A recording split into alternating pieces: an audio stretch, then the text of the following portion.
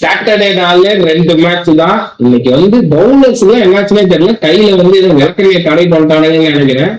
ஓரா கொடுக்குறானுங்க, fielders எல்லாம் catch விடுறானுங்க, என்ன ஆச்சுன்னே தெரியல 2 மேட்ச்லயும். முதல் மேட்சா நம்ம மக்களின் தலைவர் ஸ்ரேயாஸ் ஐயரோட சம்பவத்தை பார்க்க போறோம்.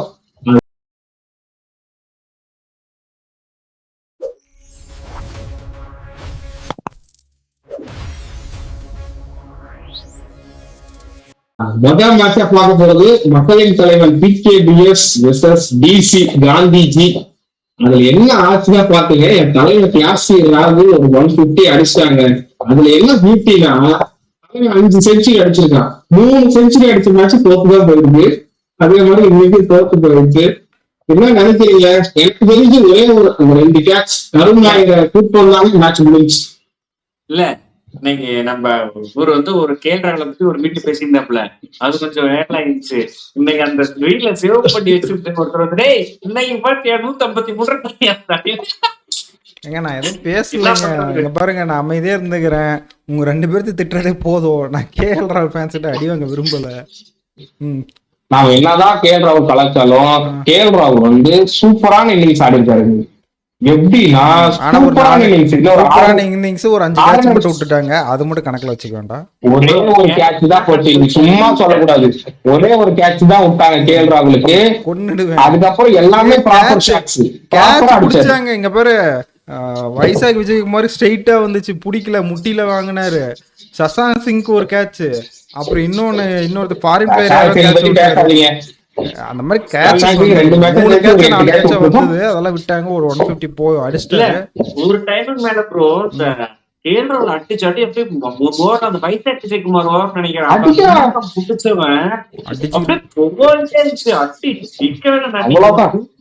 நினைச்சேன். ஏதா அந்த கடைசியில அந்த குறுகுறுப்படி பண்ணி ஒரு 265 முடிச்சாங்க. Super innings. இந்த பஞ்சாப் ரொம்ப மோசம். பஞ்சாப் ஏதாவது ஒரு பண்ண அந்த கேட்சிங் பிடிக்கிறது. அது இந்த சசாங் சிங் ஒரு 25 கேட்ச் விட்டாரு. சுமார் ஒரு 25 கேட்ச் விட்டாப்ல. பிசிசி ஏதோ முடிச்சு போட்டாங்கன்னு நினைக்கிறேன் ப்ரோ. வேற பேட்ஸ்மேன்ல அடிப்பாங்க, கேட்ச் பிடிச்சுன்னா மன கொன்னே விடுவோம் அப்படின்ற பையன் வரவும் போறோம். இன்னைக்கு சடேஜா செகண்ட் மேட்ச்ல கேட்ச் விட்டாரு. வரவும் சிங் வந்து அந்த லிஸ்ட் போட்டிருந்தாங்க. யாரும் அதிக கேட்ச் 13 கேட்ச் விட்டுருக்காரு. அடுத்தது 7 கேட்ச் யாரோ விட்டுருந்தாங்க. சரி, அந்த லிஸ்ட் சரியா நான் பாக்கல. அனிகேத் வர்மா ஒரு 15 கேட்ச் விட்டுருக்கான். நான் பிராங்கா சொல்றேன், வருஷமா கிரிக்கெட் பாக்குறேன். இன்னைக்கு பார்த்த மாதிரி ஃப்ரஸ்ட்ரேஷனா பார்த்துட்டே இருக்கு. எத்தனை கேட்ச் தான் விட்டுவீங்க? சொல்ல போனா இன்னைக்கு ஆன மேட்ச் எல்லாம் இந்த EA Sports 2007 கேம் இருக்கும். அதுல கூட இத்தனை 6 அடிக்க முடியாது. அடிச்சுக்கிட்டே இருக்காங்க. 20 ஓவருக்கு 265 எல்லாம் எப்படி அடிக்க முடியும்? இல்ல, நாம நேற்று பேசணும். இந்த RR பிட்ச் ஃபர்ஸ்ட் மேட்ச் ஆடுறாங்க இந்த பிட்ச்ல ஜெய்ப்பூர்ல. இது வரைக்கும் ஒரு 170 180 பிட்சா தான் இருந்துச்சு இந்த 2 வருஷமா. இப்ப புதுசா திடீர்னு அடிக்கிறானுங்க, எல்லாருமே அடிக்கிறானுங்க அந்த பிட்ச்ல. அதே மாதிரி இந்த ஸ்ரேயாஸ் ஐயர் பாத்தீங்கன்னா 2 ஈஸி சிட்டர் கேட்ச் விடுறாரு கருண் நாயர். மேட்ச் திரும்பி பஞ்சாப் ஜெயிச்சிட்டாங்க. ஈஸி ஒரு ஓவர் ஸ்பேர் வச்சு ஜெயிச்சிட்டாங்க. என்ன பண்றாங்கன்னே தெரியல. இன்னைக்கு மேட்ச் பார்க்கவே ஒரு மாதிரி ஆயிடுச்சு. ஆமா, ரொம்ப திகட்டின மாதிரி இருந்தது. ஃபர்ஸ்ட் மேட்ச் இப்படியா, ரெண்டாவது மேட்ச் போய் பார்த்தா அதுவும் அடிச்சாங்களா? நீங்க இப்படி சொல்றீங்க. சன்ரைஸ் அந்த ரீமாடல் பண்ணாங்க தெரியுமா, 2020 கிரிக்கெட். அந்த டைம்ல சன்ரைஸ் வந்து ஒரு 287 286 அது மாதிரி அடிச்சாங்க. அந்த டைம்ல வந்து கேட்சே போவாது, பயங்கரமா 6 போயிட்டே இருக்கும், 4 போயிட்டே இருக்கும். அது பார்க்க நல்லா இருந்துச்சு. நீ பிராங்கா சொல்றேன், நீ ஒரு கேட்ச் விடலாம், 2 கேட்ச் விடலாம். ஒரு மேட்ச் நீ ஃபர்ஸ்ட் இன்னிங்ஸ்ல 7 கேட்ச் விடுறான், செகண்ட் இன்னிங்ஸ்ல வந்து முகேஷ் குமார் கேட்ச் விடுறான், கருண் நாயர் கேட்ச் விடுறான், மில்லர் கேட்ச் விடுறான். அப்படி எத்தனை கேட்ச் தான் விடும் போது அப்படியே யோயிட்டே போதுண்டா ஏதாவது கிரிக்கெட் மேட்ச் பார்க்க முன்னோட அப்படிங்கிற மாதிரி இருந்துச்சு. அதை விடுங்க, லுங்கி இங்கடி இன்ஜுரி ஆனாரு. கொஞ்சம் சத்தியமா சொல்றேன்,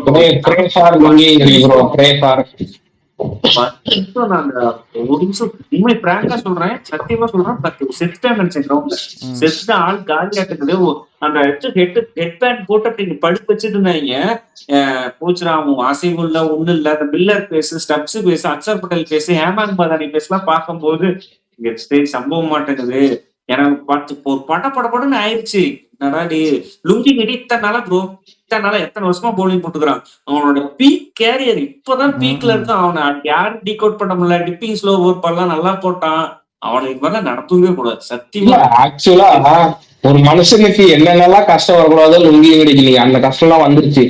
இப்ப லிட்டரலா லுங்கி வெடி வந்து விழுந்த இடத்துல இருந்து நகர்த்த முடியல. அவரோட பாடி அவரால நகர்த்த முடியல. ஸ்ட்ரக்சர்ல நெவுந்து படுக்க முடியல அவரால. எப்பயுமே இந்த இன்ஜுரி எல்லாம் கரெக்டா அவங்கள நீங்க கீழே விழுந்தவங்க எல்லாம் கரெக்டா தூக்கலினா அந்த இன்ஜுரி பயங்கரமா அதிகமாயிடும். நான் நிறைய வீடியோஸ்ல பாத்திருக்கேன். அதனால இன்னைக்கு அந்த ரெஸ்கியூ பண்ணி அவர் ஆம்புலன்ஸ்ல ஏற்றி கிரவுண்டுக்குள்ள ஆம்புலன்ஸ் வந்துச்சு இன்னைக்கு. அந்த மேட்ச் பார்க்காதவங்க பாருங்க, பாவம் அவரு. இல்ல காலையில அப்படிதான் டிசி பிராக்டிஸ் மேட்ச் பண்ணும்போது ஒரு நெட் பேட்ஸ்மேனா இல்ல நெட் பவுலருக்கு ஒருத்தர் கண்ணில் அடிபட்டுச்சுன்னு அதே ஆம்புலன்ஸ் வச்சு டிசி டீமுக்கு ஒருத்தர் கூட்டு போனாங்க. அதில் வீடியோலாம் வைரல் ஆச்சு. ஆனால் அது பிரத்திக்கா யாரோ ஒருத்தர் அது நெட் பவுலரு அப்படின்னு சொல்லிட்டு அதை விட்டுட்டாங்க அசல்ட்டா. இப்போ அதே சம்பவம் சாயந்தரம் மேட்ச் அப்பயும் நடக்குது. இல்ல ப்ரோ, லுங்கிகிரி வந்து இந்த நம்ம பேசுறது கிரிக்கெட் இஸ் ஈஸி ஸ்போர்ட் அப்படின்னு சில பேர் பேசுவாங்க. ஃபுட்பால் லெவலுக்குலாம் எந்த கேம் இல்லைன்னு. ஃபுட்பால் எவனுக்கு வந்து உயிர் காப்பத்துல கிடையவே கிடையாது. கிரிக்கெட்ல வந்து நினைச்சு பாருங்க, இன்னைக்கு அவுட் ஆயிருப்பான் அவனுதான் கொஞ்சம் பிலிப்ஸ் இன்சிடென்ட் கொஞ்சம் என் கண்ணு முன்னாடி வந்துட்டு போயிட்டு இருக்குது. ஐயோ அடுத்த இன்சிடென்ட் நம்ம நேரில் பார்க்க போறோமான்னு தயவு செஞ்சு எல்லாரும் ப்ரே பண்ணீங்க. லுங்கிகிரி சீக்கிரமா குணமாயி டெல்லி டீமுக்கு ஆடணும். 1 வருஷம் 1.5 வருஷம் பெட்ல இருந்துட்டுலாம் ஆடக்கூடாது. சீக்கிரமா டெல்லி டீமுக்கு ஆடணும். ப்ரே பண்ணுது.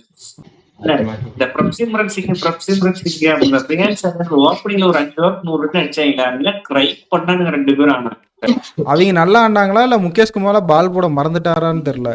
கொண்டு வந்து ஷார்ட் பாலா போட்டு அதாவது ஸ்லாட்லேயே போட்டு கொடுத்துட்டே இருந்தேன். இந்த பாட்டிக்கு உன்னால எவ்வளவு முடியுமோ அடி, இந்த ஸ்கோர் எங்களுக்கு தான் நிறைய இருக்கு, அடிச்சுக்கோங்கிற மாதிரி போட்டு இந்த 2 நான் சொன்னேன்ல, நான் ப்ரிவியூல சொன்னேன் டிசி பவுலர்ஸ் வந்து அப்படியே வோல்டேஜ் கம்மி ஆயிட்டே வருது. ஸ்டார்டிங்ல சீசன் ஸ்டார்ட் பண்ண வோல்டேஜே கிடையாது. இந்த வர குறைஞ்சு ஃபுல்லாவே அப்படியே டவுன் ஆயிடுச்சு. இப்ப லுங்கிகிரி இந்த எப்படியுமே அடுத்த மேட்ச் ஆட மாட்டாரு, 4-5 மேட்ச் ஆட மாட்டாரு. யாரை ரீப்ளேஸ் பண்ண போறாங்க? சமீரா வந்தா எப்படி எவ்வளவு எஃபெக்டிவா இருக்கும்னு தெரியல. டெல்லி சீசன் கொஞ்சம் கேள்விக்குறிதான் நினைக்கிறேன். இல்ல இதுல வேற ஒரு விஷயம் என்னன்னா, எப்பயுமே 3வது ஓவர் லுங்கிகிரி தான் போடுவாரு. என்னைக்குமே வராது அக்சர் பட்டேல். இன்னைக்கு 4 ஓவர் போடுறேன் உள்ள வந்து போட்டு அவரு அக்சர் பட்டேல் ஓவர்ல தான் அது கேட்ச் போய் லுங்கிகிரி கீழே விழுந்தது. அது ஒரு கோயின்சிடென்ட் பாக்குறோம். அது கமெண்ட்ரிலே சொன்னாங்க. அதனால இந்த பாயிண்ட் எடுத்துட்டு வந்தேன். சரி ஓகே. ஆனா இல்ல 2 டீமுமே ரொம்ப புவரா தான் பவுலிங் போட்டாங்க. நம்ம அதை மாத்தே சொன்னோம். எனக்கு பவுலிங் பத்தி பேசவும் விருப்பமும் இல்லை. இந்த வீடியோவில் அடிச்சாங்க, தாறுமாறா அடிச்சாங்க. கிரிக்கெட் கேம் அதாவது வீடியோ கேம்ல நம்ம அடிக்கிறதோட மோசமா பேட்டிங் பண்ணாங்க. கேட்ச் அதுக்கு மேல விட்டாங்க. அதனால நம்ம 2வது மேட்சுக்கு போயிருவோம். பஞ்சாப் விசி வின்னு கப்பு கூட இன்னும் ஒரு 2 மேட்ச் இருந்தாங்கன்னா முன்னாடி மக்களின் கேப்டன் இன்னிங்ஸ் பேசாம எப்படி போவீங்க நீங்க? 2 கேட்ச் விட்டாங்கதான். இருந்தாலும் எப்படி ஆடினாரு, டீம் எடுத்துட்டு போனாரு, எல்லா பாலுக்கும் சூப்பரா ஆடினாரு. இந்த சகல இவர் அடிச்சாரு, குல்தீப் அடிச்சாரு. அதுல ஒரு கேட்ச் விட்டான். அந்த கேட்ச் விட்டா கூட மேட்ச் திரும்பி இருக்கும். குல்தீப் அதுக்கப்புறம் அடிச்சாங்க. குல்தீப் செம ஃப்ரஸ்ட்ரேட்டடு இன்னைக்கு. ஆனா சூப்பரா இன்னிங்ஸ் பில்ட் பண்ணாங்க இன்னைக்கு. குல்தீப் ஆக்சுவலா நீ நல்லா போட்ட பவுலரை நீ 17வது ஓவர் கொடுத்த ரைட்டு தான். ஆனா அதுலயுமே கேட்ச் பிடிக்காம விட்டு இன்னைக்கு மேட்சே திரும்பிடுச்சு. இன்னைக்கெல்லாம் நீ அக்சர் பட்டேல் புவர் கேப்டன் சொன்னாலும் ஒத்துக்க மாட்டான். பவுலர் ஷாட் இல்ல நான் புவர் கேப்டன் சொல்றேன். இன்னைக்கு வந்து நல்லா பண்ணாரு, ஸ்ட்ராட்டஜி நல்லா பண்ணாரு. கேட்ச் தான் பிரச்சனையே. பிளேட் 11 தப்புங்கிறேன். 10 வருஷங்க ஆல்ரெடி ஃபெயிலியரான பிளேட் நீ வச்சுக்கிட்டு அபிஷேக் ரோல மேல போட்டு கீழே உஸ்மான் ராஜா கைது பிஸ்னு ஆடிட்டு இருக்கலாம். நீ உனக்கு பவுலிங் ஆப்ஷன் ஆச்சு, உனக்கு நல்ல பவுலிங் ஆப்ஷன் வந்துருக்கும். நீ வந்துட்டு இருக்கிற ஒரே நல்ல ஃபில்டர் ஸ்டப்ஸையும் தூக்கி கீப்பர் போட்டா. இன்ஜுரி தான், கேல்ராட் இன்ஜுரி தான், அம்பேரட் இன்ஜுரி. இப்ப நான் சப்ஸ்டியூட் பிளேயர் நான் அபிஷேக் ரோல கேட்கறேன். அபிஷேக் ரோல கூப்பிட்டு கீப்பர் நீ கேட்க ஏதாவது ஒன்று கரெக்டா பண்ணணும் ப்ரோ. எதையுமே கரெக்டா பண்றது கிடையாது. எல்லாம் ஸ்டார்டிங்ல பிளேயிங் லெவன்லதான் தப்பு பண்றது. இல்ல நான் பிளேயிங் லெவன் பாக்கல. ஏன்னா 10 நிமிஷங்க உடனே ஒரு 2 மேட்ச் அடிக்காம டிராப் பண்ணான்னு நினைக்கல. இந்த சமீராக்கு பதிலா விப்ராஜ் நிகம் கொண்டு வந்ததுதான் எனக்கு கொஞ்சம் கன்சர்ன். மற்றபடி எதுவும் இல்ல. சரி ஓகே, ஃபர்ஸ்ட் மேட்ச் முடிஞ்சிச்சு. அன்பிலீவபிளா ஒரு மேட்ச் பஞ்சாப் ஜெயிச்சிட்டாங்க. சேசிங் தொடர்ந்து ஒரு 4-5 மேட்ச் பக்கமா 200+ 250 சேஸ் பண்ணிருக்காங்க நினைக்கிறேன் பஞ்சாப். 2வது மேட்சுக்கு போவோம். தெரியும் ப்ரோ. இல்ல அந்த மும்பை மேட்ச் வந்துட்டு 220 வந்து 16 ஓவர்ல அடிக்கும் போது தெரியும் ப்ரோ இவங்க என்ன ஸ்கோர் கொடுத்தாலும் அடிப்பாங்கன்ட்டு. என்ன இருந்தாலும் மும்பை காதல் செய்யறதுக்கு வந்துருவான் அவன். விடுங்க, அடுத்த மேட்ச் போயிடுவான். 6 வருஷம் SRH நான் ப்ரிடிக்ஷன் கொடுத்த மாதிரியே SRH ஜெயிச்சிருக்கு. அதனால முடியலையே. ம். ஃபர்ஸ்ட் அடுத்த உடனே சூரியவன்சி இன்னிங்ஸ் பத்தி பேருவாங்க. குட்டி குழந்தை ஜெய்ஸ்வால் அடிக்கல. ஜெய்ஸ்வால் ஒரு மேட்ச் எப்பயும் போல நல்லா சீசன் ஸ்டார்ட் பண்ணாரு. அவன் சுட்டி குழந்தை கிடையாது, தெய்வ குழந்தை. தெய்வ குழந்தையால மட்டும் தான் இப்படி தெய்வ அடிக்க. நீங்க சுட்டி குழந்தைங்கன்னா அது கிடையாதுங்க. ஏங்க என்ன அடி அடிக்கிறான், நம்மளால கொடுத்தா கூட இப்படி அடிக்க முடியாதுங்க. அடிச்சா 6 மட்டும் தான். என்ன பவர்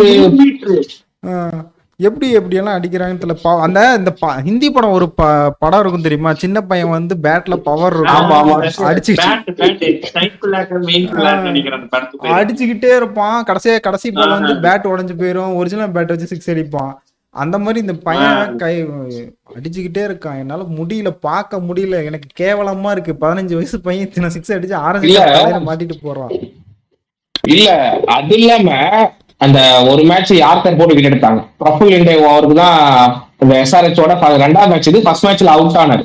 இந்த மேட்ச் வந்து நீ பிரஃபுல் இண்டேவா, நீ என்ன விக்கெட் எடுத்தியா, வா உன்ன நான் ஃபர்ஸ்ட் உன்னதான் முதல்ல செய்ய போறேன்ட்டு பிரஃபுல் இண்டே போடுற பால்லாம் 4-6 போட்டு அவனை அட்டாக் பண்ணி ஆடுற மாதிரி இருந்தது அந்த பிரஃபுல் இண்டே ஓவர். இன்னைக்கு பிரபுல் கிட்ட பிளேயிங் 11ல ஆடும் போது எனக்கு தெரியும் பிரபுல் கிட்ட வச்சு புரிய வந்து கிழிக்க போறான்னு.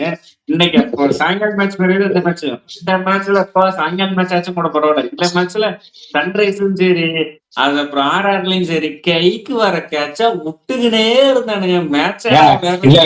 நான் வந்து இப்ப நம்புறேன், ஜடேஜா கேட்ச் விடுறாரு, ஈஸி கேட்ச் விடுறாரு ஜடேஜா. அப்புறம் நான் மத்தவங்க எல்லாம் நான் என்ன சொல்றேன், அவங்களும் மேட்ச் பார்த்திருப்பாங்கன்னு நினைக்கிறேன். அந்த மேட்ச் பார்த்துட்டு ஓ பரவாயில்ல 275 போனா நிறைய கேட்ச் விடணும் மாட்டிருக்கு, அப்பதான் நம்ம மேட்ச் நிறைய பேர் பேசுவாங்கன்ட்டு அவங்களும் ஜாலியா கேட்ச் விட ஆரம்பிச்சாங்க. பேட்டிங் பார்த்துட்டீங்கன்னா அடிச்சுக்கிட்டே இருந்தாங்க. எனக்கு தெரியும் இது எப்படியும் போய் 200 மேலதான் எங்கேயா நிக்க போகுது. ஆனா 250 ஆன்ல தான் இருந்தது. இவங்க எங்க சூப்பரா புல் பேக் பண்ணாங்க.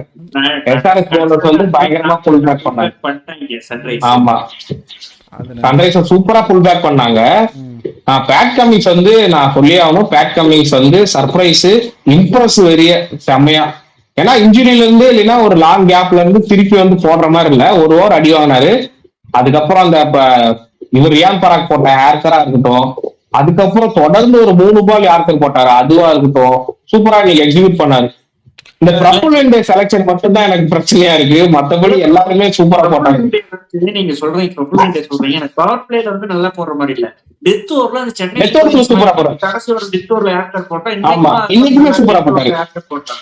டெத் ஓவர் போடுற பவர் பிளே போலர் மாதிரி எனக்கு ஒன்றும் தெரியல. இந்த கமின்ஸ் வந்து இன்னும் நிறைய ஓவர் அடுத்த ஓவர் வந்து செம்மையா புல் பேக் பண்ணாரு. அந்த மேட்சோட மூமெண்டத்தை வந்து ஆர்சிபி ஆறாண்டுட்டு இருக்கிற மேட்ச் வந்து அப்படியே எஸ்ஆர்ஹெச்ல கொண்டு வந்து விட்டாரு.